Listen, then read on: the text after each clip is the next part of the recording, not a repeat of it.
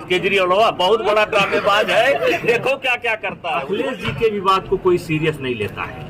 सांसद जी जिस तरीके से नवाबगंज में एक पुलिस कस्टडी में डेथ होती है, कैसे देखते हैं इस पर? किस तरीके से यहाँ प्रशासन के लोग सरकारी मुआवजा भी नहीं मिला है, मुआवजा तक नहीं मिल रहा है सरकारी कोई भी।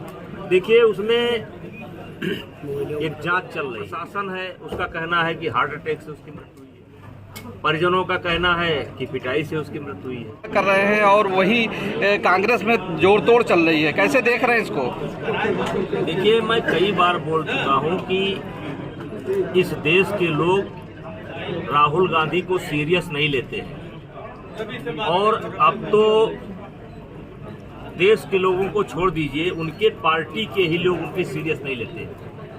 अभी जिस तरीके से राजस्थान के अंदर घटना घटी है और जिस तरीके से राहुल गांधी को अपनी यात्रा छोड़ करके आना पड़ा, और फिर दिखाई पड़ा कि एक रास्ता निकल गया कि गहलोत जो है राष्ट्रीय अध्यक्ष बनेंगे और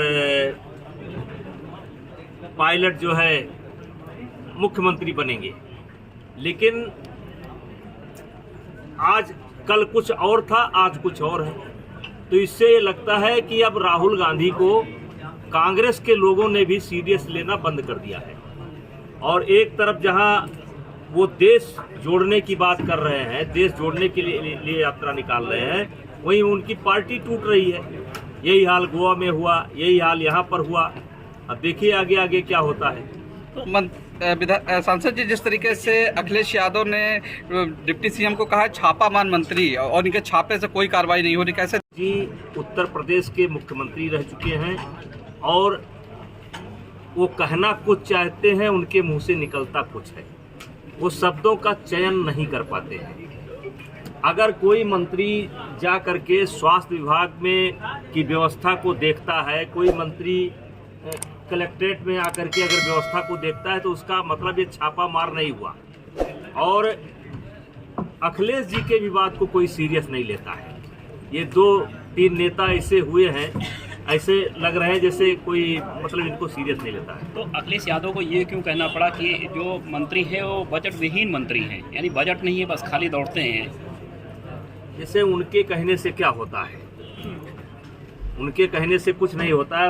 हमारे किसी मंत्री को या सरकार को उनके सर्टिफिकेट की जरूरत नहीं है, और उनसे पूछ करके कोई मंत्री कहीं नहीं जाएगा। जिस मंत्री की इच्छा होगी वो जाएगा, जहाँ पर जाएगा। सांसद जी जिस तरीके से नवाबगंज में एक पुलिस कस्टडी में डेथ होती है, कैसे देखते हैं इस पर? किस तरीके से यहाँ प्रशासन के लोग? घटना निंदनीय है, घटना निंदनीय है। तो क्या होना चाहिए इस पर? कार्रवाई होनी चाहिए। तो अब तक परिजनों को कोई सरकारी मुआवजा भी नहीं मिला है, मुआवजा तक नहीं मिल रहा है सरकारी कोई भी। देखिए उसमें एक जांच चल रही है, और जो प्रशासन है उसका कहना है कि हार्ट अटैक से उसकी मृत्यु हुई है, परिजनों का कहना है कि पिटाई से उसकी मृत्यु हुई है। अब जांच चल रही सर। सांसद जिस तरीके से पीएफआई के खिलाफ पूरे देश में एजेंसियों ने काम किया, गिरफ्तारी किया, सपा के सांसद हैं शफीकुर रहमान पर, उन्होंने कहा है कि ये मुसलमानों को आवाज़ दबाने का प्रयास किया जा रहा है। देखिए हर मसले को मुसलमान से नहीं जोड़ना चाहिए, हर घटना को हिंदू और मुसलमान से नहीं जोड़ना चाहिए। वो पीएफआई एक देश विरोधी संगठन है और काम कर रहा है, उसको हर घटना को मुस्लिम और हिंदू के आधार पर नहीं देखना। सपा के सांसद उसका समर्थन कर रहे हैं, उनका निजी विचार है।